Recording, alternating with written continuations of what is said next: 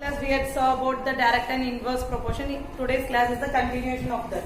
Okay, so first direct proportion we are going to learn briefly. What is direct proportion? Yesterday I said that in direct proportion, if you are purchasing one chocolate for 10 rupees, two chocolate is for 20 rupees, three chocolate is for 30 rupees. The quantity will be increasing, the rate will also be increasing. One more thing, there is a formula for a direct proportion. Direct proportion, there is a formula that we are using is x by 1 y1 is equal to x2 by y2. Understood? For example, now you can see that if one chocolate is of 10 rupees, then two chocolate is of 20 rupees. 20 by 2 is divided by 2 is 10 rupees. Here also 10, here also 10, here also 10. When you are dividing by 3, here also 10. So 10, 10, 10 is increasing constantly.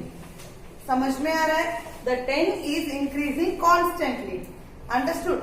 In direct proportion, the increasing of the level will be equal. Understood? That's why we are saying that x1 by y1 is equal to x2 by y2. Y2 means not exactly same. Means if here it is increasing 3 by 30, here it will be increasing by 4 by 40, 5 by 50. Means ऐसा 10 का difference में बढ़ेगा. 15 difference में. Means first how much it is increasing, that much increasing will be takes place. समझ में आ रहा है? Means evenly it will be increasing. Yesterday only I said ना जितना quantity बढ़ रहा है उतना increasing will be there, and the increasing is constant. Then we are calling it as direct proportion. And one more example I am giving, that is your question number 13.1. 13.1. There they are asking for checking whether the given railway timing is in the station is proportion or not proportion. That we are going to see now. We had write the data of the parking time and parking charges, and now we are going to divide and see whether it is direct proportion or not in inverse proportion. Okay, sorry, direct or not direct we are going to see. So 60 when it is divided by 4, we are getting 15 by 1. Like that 100 divided by 8, we are getting 25 by 2. And then 140 divided by 12, we are getting 35 by 3. Here you can see that till this 3, it is in increasing order. Understood? Now last one, 24 divided by 180, we are getting 15 by 2, which is not even. Means not in the increasing order or not in decreasing order. Decrease भी होता है तो evenly होना चाहिए. Understood? So it is not in the order. So what we will say that the given data of the parking charge and the parking time is not in direct proportion. Understood, students?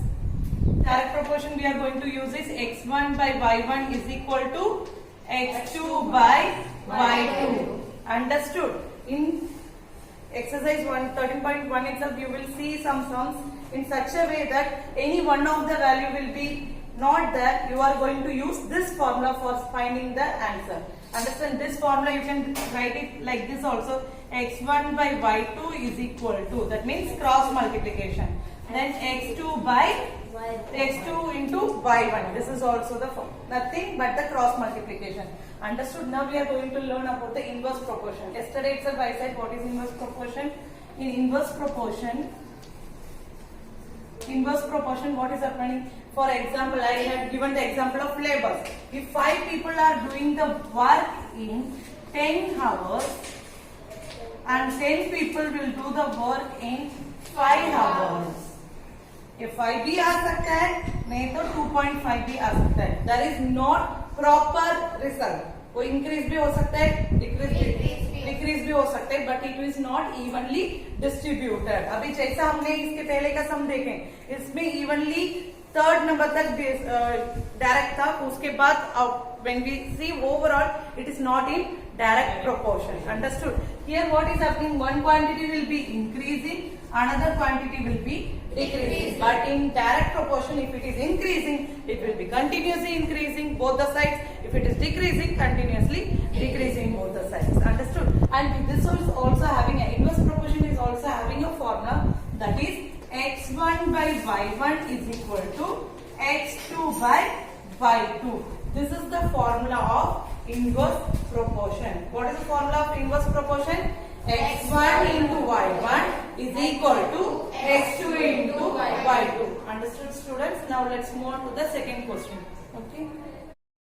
This is the proportion they had given. Understood? Now what they had given, the first quantity they had given. So what is the direct proportion formula? X1 by Y1 is equal to X2 by Y2. Now how we have distributed the values as X1, X2 like that. This one will become Y1, Y2, Y3 and Y4. Understand? So how we will be giving the values. X1 value can 1 by 8 is equal to X2 value is 4 by Y2. Y2 we are not having. We will consider it as Y2 itself. No other number letters we are taking. So what happened? Cross multiplication. Understood? So y square is equal to 8 into 4. Y square is equal to 32. So here the answer will become 32. In the same way you will find for the other. For example, x1 by y1 is equal to x3 by y3